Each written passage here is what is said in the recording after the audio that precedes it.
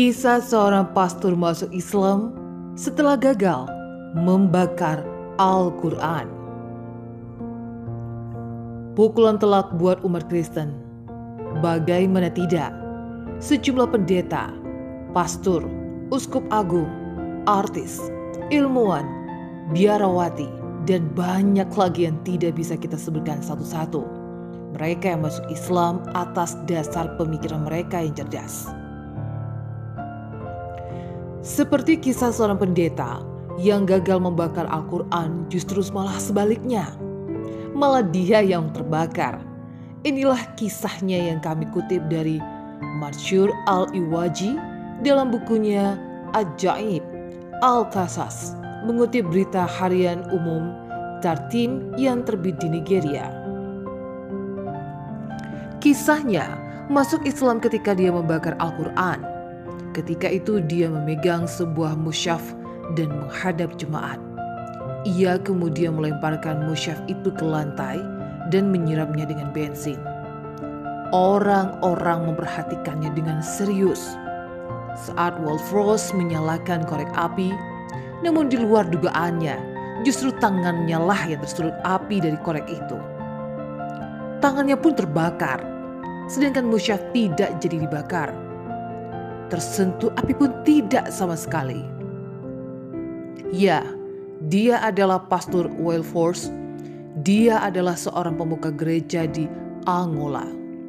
Dia cukup dikenal di kalangan jemaatnya maupun di tempat asalnya. Dia kenal karena sangat anti dan benci terhadap Islam dan Al-Quran. Kebenciannya terhadap Islam dan Al-Quran membuatnya gelap mata dan memutuskan untuk membaca Al-Quran sebagai bukti amarahnya terhadap Islam dan Al-Quran. Namun apa yang terjadi? Al-Quran sama sekali tidak tersentuh api. Malah sebaliknya, sang pastorlah yang terbakar tangannya. Para jemaat yang menyaksikan kejadian itu sangat terkejut atas kejadian itu. Mereka tidak menyangka bakal terjadi seperti ini. Sementara sang pastor atas kejadiannya itu membuatnya kagum dan heran. Ia memikirkan peristiwa itu dan mulai menyadari betapa ajaibnya Al-Quran. Ia yang ingin membakar Al-Quran, justru tangannya lah sendiri yang terbakar. Ia yang ingin menghina dan memalukan kitab suci umat Islam, malah ia sendiri yang dipermalukan. Atas peristiwa itu, Wolfros mulai terganggu pikirannya. Atas keajaiban Al-Quran yang disaksikannya sendiri, kejadian terus menghantui pikirannya siang dan malam. Dan dia mulai menyadari betapa ajaibnya Al-Quran itu. Dan dia menyadari juga bahwa ia baru saja diselamatkan dari hal paling gila yang dilakukannya. Selama ini kebenciannya terhadap Al-Quran telah menyadari dan mulai mengakui kebenaran Al-Quran dari lubuk hatinya yang paling dalam.